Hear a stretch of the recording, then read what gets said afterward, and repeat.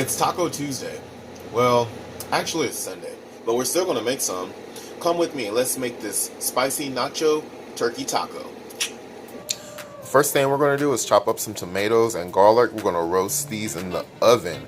I'm going to toss the tomatoes in about 3 cloves of chopped garlic. I'm going to chop up about 2 of these tomatoes, and we're going to toss them in a little bit of olive oil and roast them in the oven at 450 degrees for a few minutes until the tomatoes are oven roasted. And we're going to use this in our tacos. Before you put the tomatoes into the pan with the garlic, you need to make sure that you squeeze some of the seeds out because you don't want all of that extra seed and juice inside, or your tomatoes are not going to be, they're not going to be good, and you don't want a not good tomato. Do it. Using fresh garlic is a great way to add some good flavor to your food, really fresh flavor. Here's a trick on how to peel it. Take your knife and first put the garlic clove down, duh. Then take your knife and hold it this way. Put it over the top of the garlic and smash it with your hand. Do it a little hard.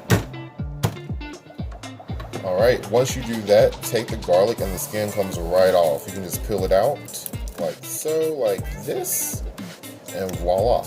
And all you have to do is just mince it up. What I like to do is I like to take this little end off that comes on it, but it looks like this one's already off, but there's like this little piece right here. If it comes into focus. Focus. Okay, good enough. So you just want to take that and chop that off, and you're done. You're ready to chop it. Go ahead and proceed with your other cloves. Okay, the tomatoes are nice and sliced. I just sliced them like this into little slivers, I guess you can call this. And I minced up the garlic and added that on top. We just want to drizzle this now with a little bit of the olive oil.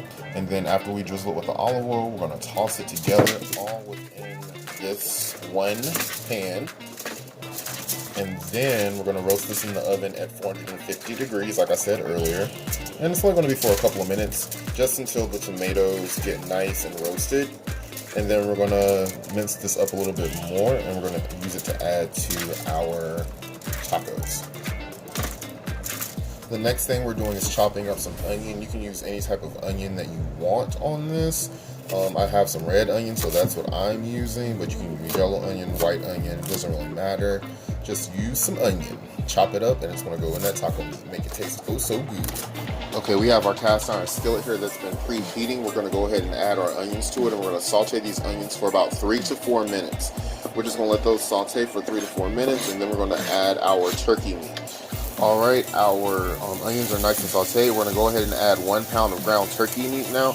I'm a flexitarian. That means I eat mostly vegetarian most of the time. So I'm always thinking about how I can make things vegetarian-like meals. I do eat poultry and seafood.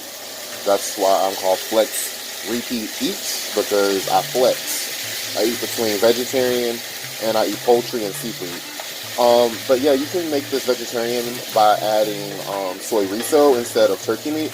But they also sell these ground beef granules that kind of mimic ground beef. That would also be good in this too if you don't want to use turkey meat. Or if you do eat meat, you can use ground beef, you can use ground chicken, you can use ground pork, whatever you like. It's all up to you. This is very customizable, like most of the food that I cook. So we're going to go ahead and we're going to cook this until it is nice and browned, and then we're going to add our seasonings to it, as well as the tomatoes that we've roasted.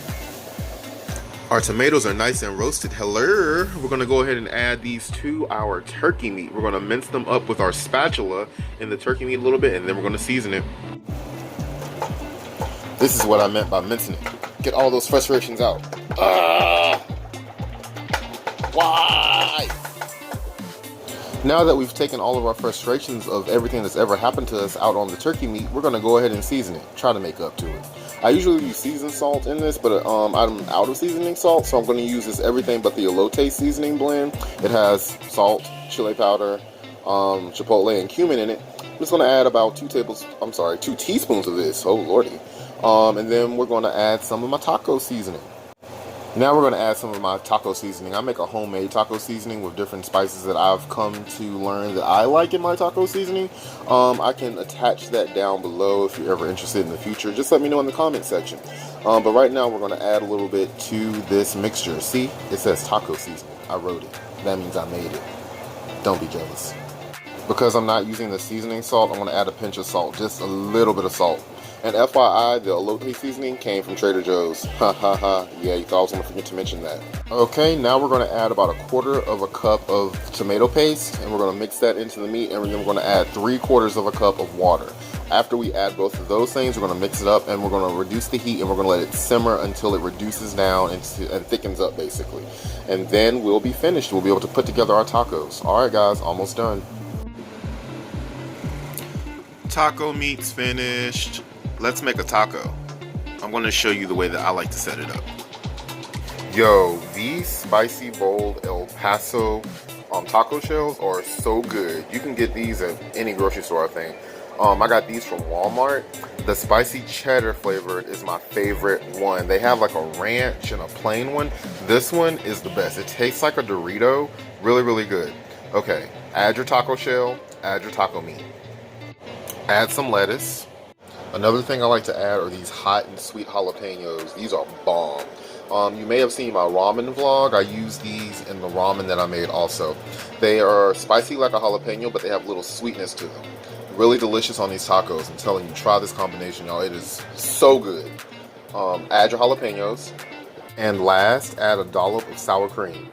Do a little dollop of Daisy. Oh yeah, we ain't forgot we fancy.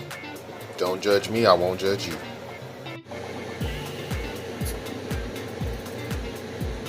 And we're done. Smells so good. Joy knew that. Alright, let's go ahead and give this a bite. These taco shells are really, really good. You should definitely give them a try if you find them. The ranch ones, I've had those, they're okay. They're not as good as these. Like I said, these are my favorite. I like to take my finger, I know, gross, right? And move the sour cream around a little bit. Alright, let's give it a bite.